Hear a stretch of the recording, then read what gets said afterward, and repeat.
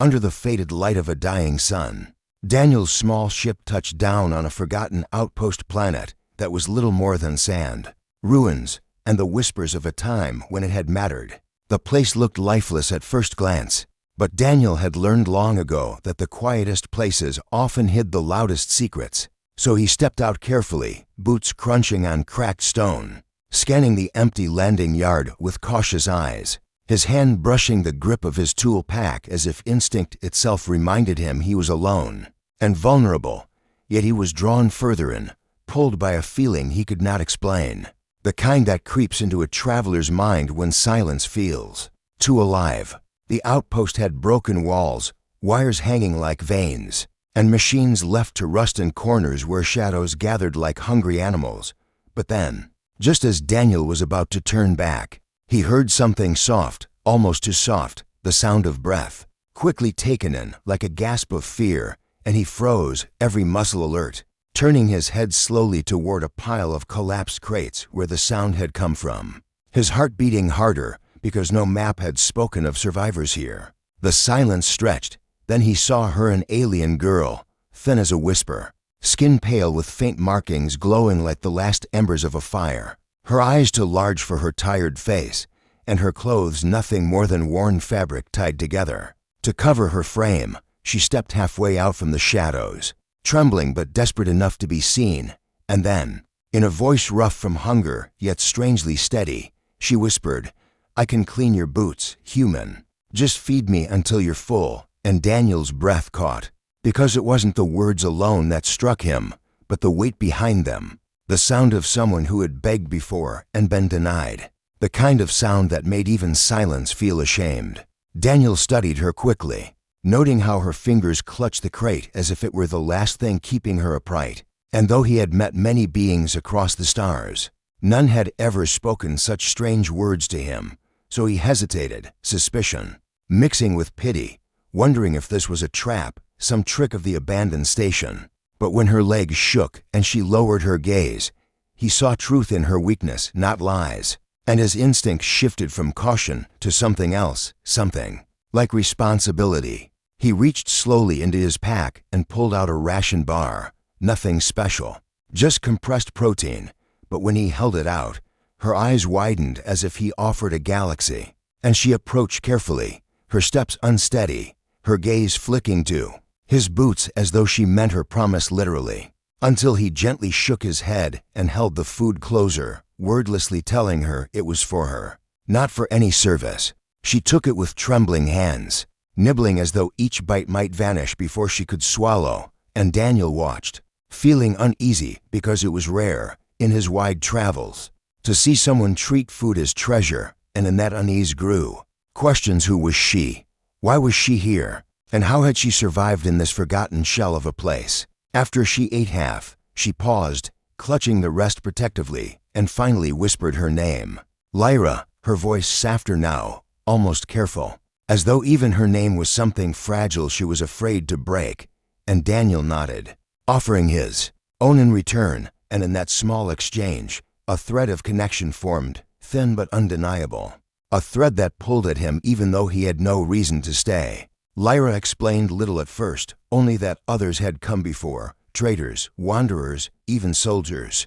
But none had ever stopped, none had ever offered food, and many had turned away at the sight of her, as though her hunger and weakness made her invisible, less than worthy of help, and the way she said it carried no anger, only a hollow acceptance, and that unsettled Daniel more than anger would have. Because it was not natural for anyone to accept being left behind like dust in the wind. He wanted to ask more, but a sudden distant clang echoed through the ruined corridors of the station, metallic and sharp, like something alive but not human moving in the shadows. And both of them stiffened, Lyra shrinking closer to the crate while Daniel's hand went instinctively to his tool, his mind already calculating whether it was worth pressing deeper into the station. But before he could decide, Lyra whispered again, hurried this time, that the machines sometimes still moved, broken guardians of a past long forgotten, and that they did not care who was intruder or resident, they attacked anything that lived. And Daniel felt a ripple of unease, realizing that the outpost was not as empty as he thought. The sun outside dipped lower, shadows lengthened across the floor, and Daniel understood he had stumbled into a story far larger than he planned, one where survival might demand more than caution. And as he looked at Lyra, fragile yet somehow unbroken, he sensed she carried answers, or at least pieces of them. And though every instinct told him to leave, something else, something stronger, made him stay. And that choice, silent as it was, bound him to her fate before he even knew the shape of it. Daniel stood still for a long time after the sound of the machine faded into the ruins, his mind racing with questions he could not yet ask, and his eyes fixed on Lyra, who clutched the half-eaten ration as though it were both shield and lifeline, her glowing markings faintly pulsing with each quick breath.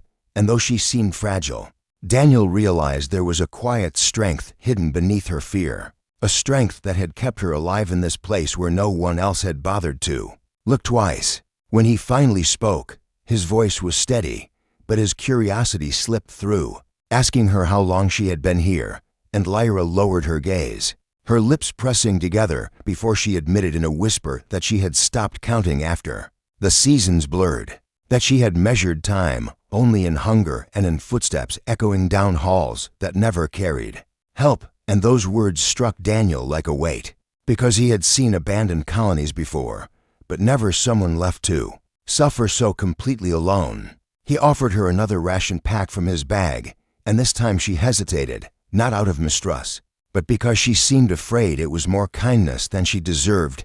Yet when she finally took it, her fingers brushed his hand for the briefest moment, cold and trembling, and in that touch Daniel felt the loneliness of years compressed into a single fragile gesture. She ate slower now, almost reverent, as if each bite was a promise that she was not invisible anymore.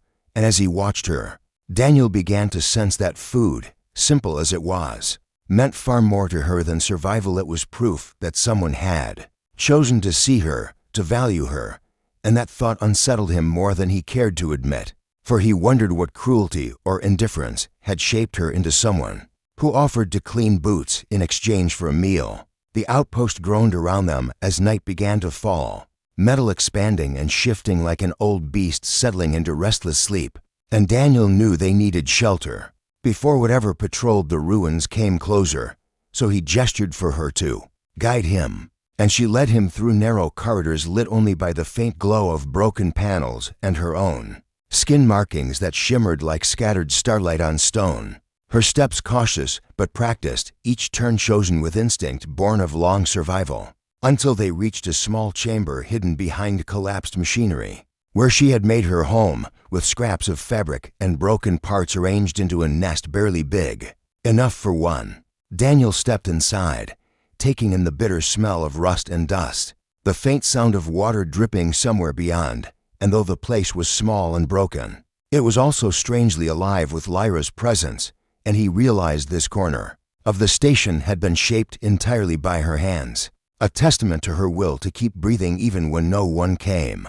She sat down quietly, hugging her knees, and after a moment asked in a low voice why he had stopped for her when so many others had passed. And Daniel had no simple answer, because part of him did not know, but he told her honestly that leaving her behind felt wrong, and as the words left his lips, he noticed how her expression shifted, surprise flickering across her face, as if the very idea that someone might see her as worth saving was a language she had never heard before. Outside, the station creaked again, a deep echo rolling through the corridors, and Lyra stiffened, whispering that the machines were always more restless after dark, as if the night woke their broken minds, and Daniel felt tension coil in his chest, realizing that their fragile bond was forming not in safety, but in the constant shadow of danger. He asked her about these machines, and slowly she explained that the outpost had once been a research hub, where her people experimented with guardians to protect knowledge too dangerous to lose.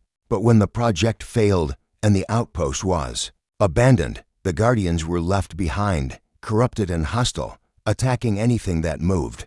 And Lyra had survived only by learning the narrow paths they ignored, by keeping silent and small, by being less noticeable than the dust itself.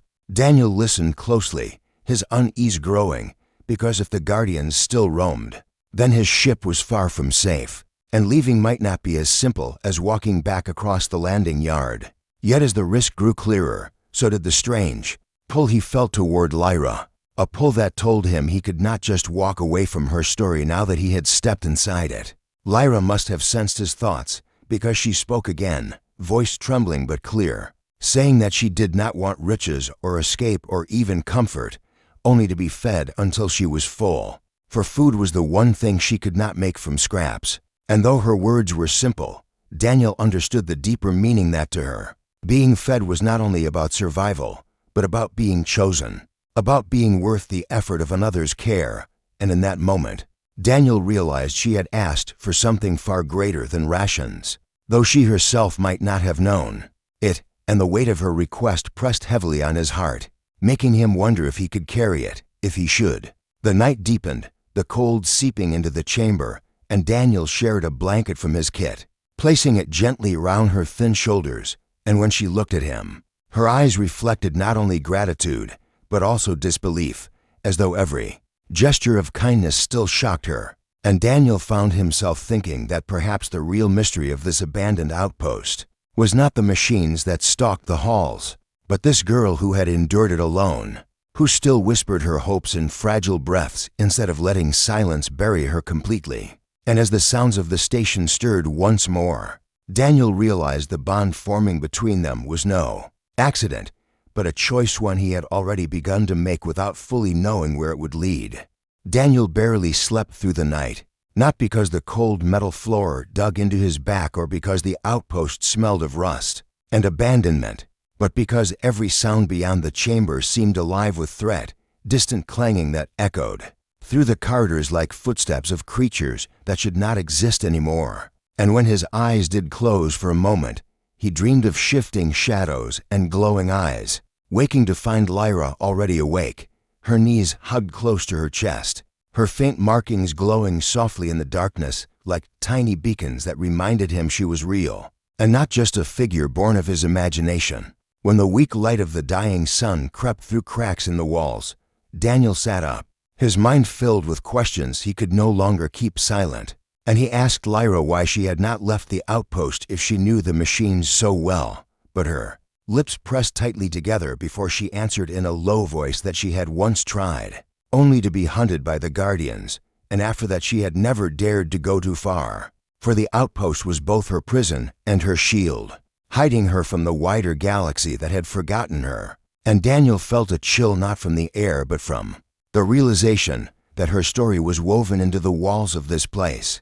And escaping would not be as simple as walking away. Determined to understand more, he told her they should explore, that knowledge of the station's dangers might give them an edge. And though fear flickered in her eyes, Lyra finally nodded, leading him through a maze of corridors where wires hung like vines and broken doors leaned off their hinges like mouths frozen in silent screams. And as they walked, Daniel noticed how her steps never faltered, how she avoided certain floor plates, ducked beneath beams, and turned corners with instinctive precision, as if she carried the map of this dying place in her blood. Suddenly, a sharp metallic sound rattled nearby, the hiss of hydraulics and the grinding of gears. And Lyra froze, her hand shooting out to press against Daniel's arm, pulling him into the cover of a collapsed wall, just as a massive shape moved through the hallway. Ahead, a machine unlike anything Daniel had seen before, its frame hunched, wires dangling like tendons,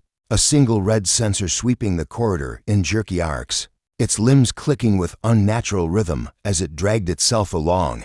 And Daniel's breath caught when he realized that despite its broken form, the Guardian still radiated menace, its every motion promising violence to anything alive. They waited in silence, the sound of the machine's joints scraping against metal echoing like thunder in the stillness, and Daniel's heart hammered as he wondered if it would sense their presence. But after what felt like hours, it shambled, past, disappearing into another corridor, leaving only the faint scent of scorched circuits in its wake. Daniel exhaled slowly, and Lyra whispered that these machines had been designed to protect the outpost's research, not people. And when the experiments were abandoned, the machines had lost their purpose, turning against anything that moved. And her voice shook slightly as she added that once, long ago, She had seen them drag away someone who tried to scavenge here, and they had never returned. Daniel's unease deepened, for he knew now that the outpost was not only haunted by memories, but by machines that acted as the twisted guardians of secrets better left buried. And yet something about that thought pulled at his curiosity, making him want to uncover what knowledge was so valuable that machines still killed to protect it. As they continued, Lyra guided him to a hidden chamber she had never dared to enter fully, a place where flickering screens still glowed faintly, their surfaces coated in dust but alive with symbols that pulsed like warnings. And Daniel approached, one brushing it clean, his eyes scanning the alien language, half of which he could not read, but the fragments he understood spoke of genetic trials and project continuity, words that suggested the outpost had not been abandoned because of failure, but because of something far more dangerous. When he turned to Lyra, she looked away, her voice breaking as she admitted that she had been part of those trials, left behind when her people deemed her unworthy of completion. And Daniel felt a surge of shock ripple through him, for the markings on her skin that glowed faintly now seemed less like decoration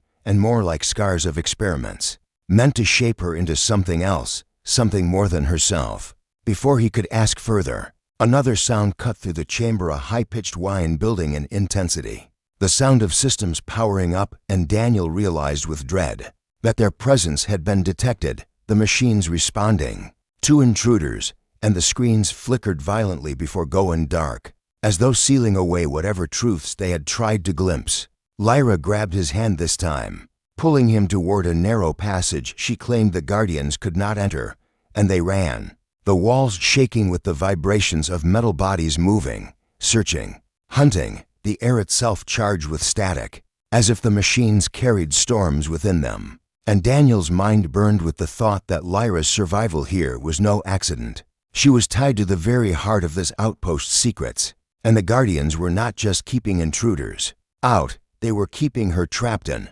perhaps forever. When they finally reached the safety of her small chamber again, both of them breathless, Daniel sat against the wall, his chest heaving, and Lyra curled into herself, whispering that the machines would never let them leave easily, that they had chosen her as their prisoner the moment her people abandoned her. And though fear coiled through Daniel, it was drowned by another thought: if she had endured this alone for so long, then perhaps she had been waiting not for freedom itself, but for someone willing to fight for it with her. And that realization settled deep in his heart as the distant sounds of metal claws scraping against the floor echoed through the halls like a warning that their fragile bond was now part of a far greater struggle than either of them had imagined.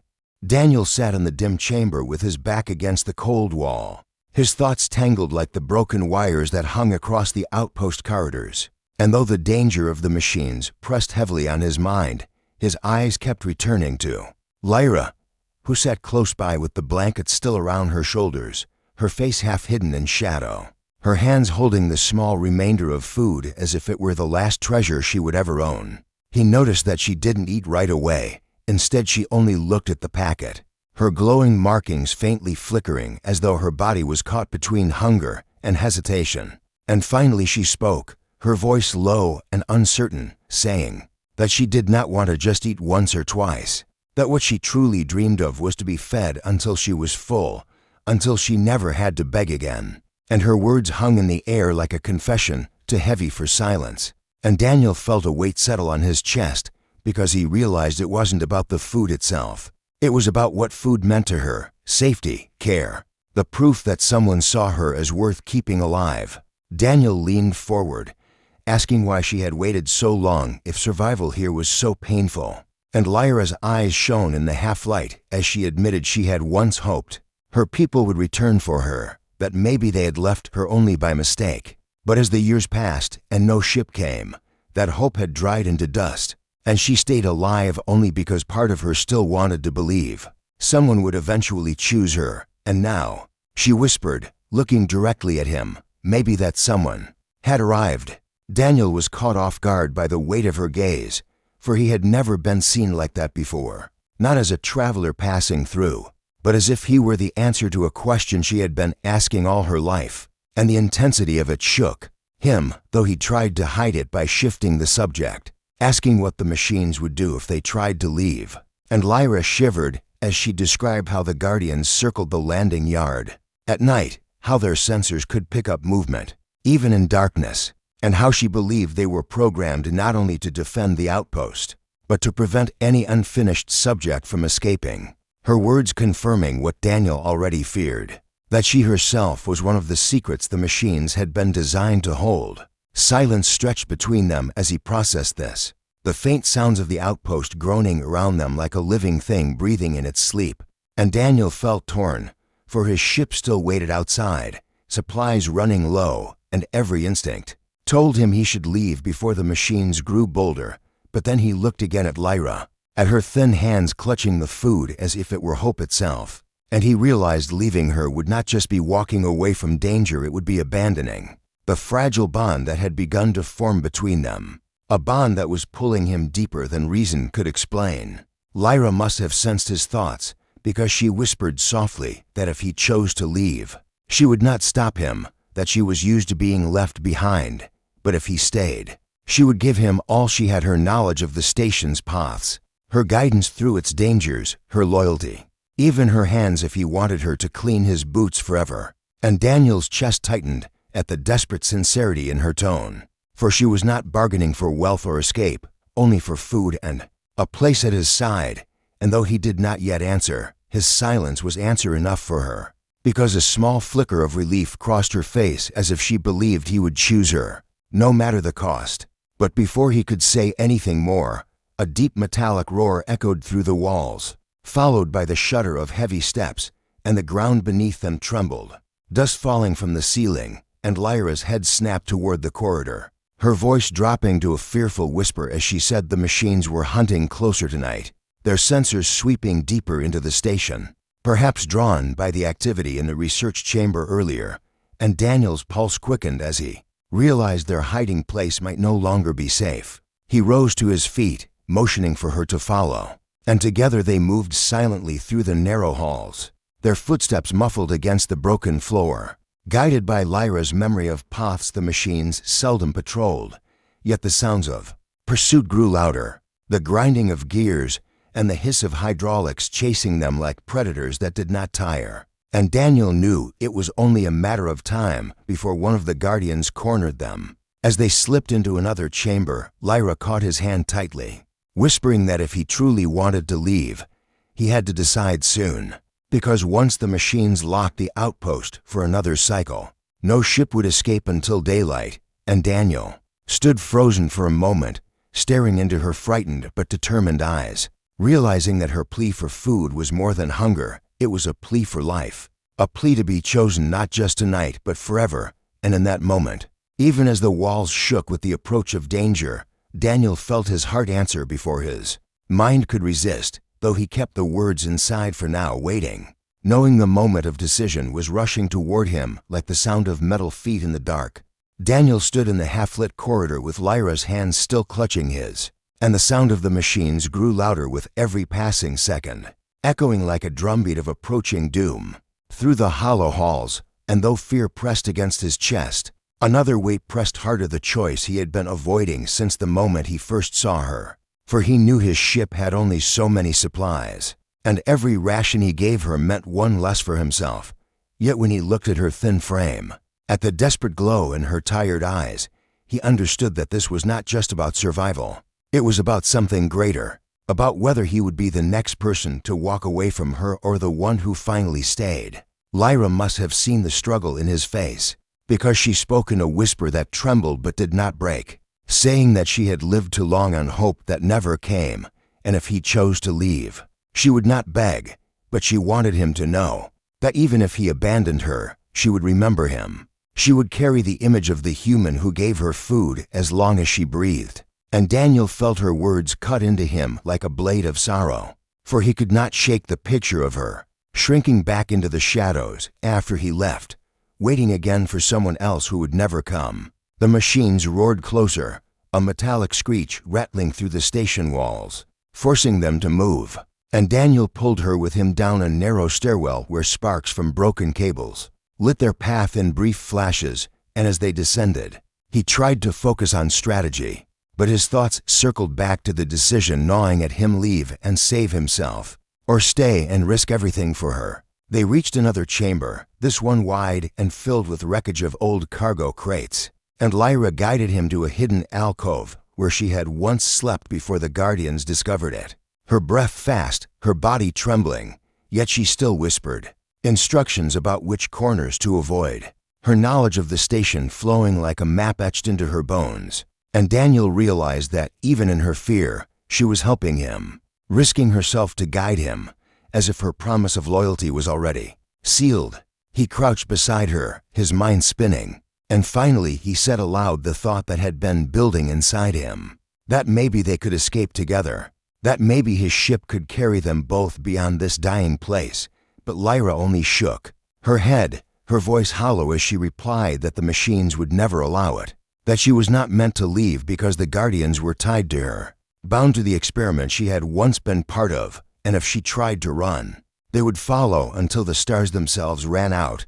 And Daniel felt a chill spread through him, for her words sounded less like fear and more like truth, a truth she had learned through endless years of watching and surviving. The floor shook suddenly as a massive Guardian entered the chamber, its red sensor scanning through the debris, its limbs scraping against metal with a sound like claws on stone. And Daniel pulled Lyra closer into the shadows, holding his breath, as the machine turned, its sensor sweeping dangerously close. And in that frozen moment, Daniel's decision came crashing into him, not as logic, not as strategy, but as a fierce surge in his chest that told him he could not leave her, not now, not ever, no matter the cost. When the machine moved on, its heavy steps fading into the corridor beyond, Daniel turned to Lyra and whispered with conviction that he would not abandon her, that he would feed her, protect her, and fight for her as long as he breathed. And, though she stared at him with disbelief at first, her eyes widened slowly, the glow in her markings brightening as though the promise itself had given her new strength. And she asked in a trembling voice if he truly meant it, if he was choosing her even knowing the danger. And Daniel nodded firmly, his jaw set, because, for the first time since landing on the outpost, he felt clarity. His journey was no longer about exploration. It was about this choice, this bond, this girl who had been left behind too many times. Lyra's eyes filled with something he had not seen in them before, not just gratitude but hope, raw and alive. And for a heartbeat it seemed as though the entire broken station held its breath, listening to the silent vow between them. Before, the walls trembled again with the sound of Guardians prowling nearby, reminding them that promises alone would not keep them safe. Daniel rose, pulling Lyra to her feet, and together they slipped deeper into the shadows. But this time, though danger pressed from every side, the fear inside him was tempered by resolve, because he had made his choice. And it was not to walk away, it was to stand beside her, whatever it cost. The station seemed endless as Daniel and Lyra moved deeper into its forgotten sections, their footsteps light against the cracked metal floor, and though silence stretched around them, the tension in the air was sharp, as if the very walls were listening. Daniel's mind spun with questions. How long could they really run?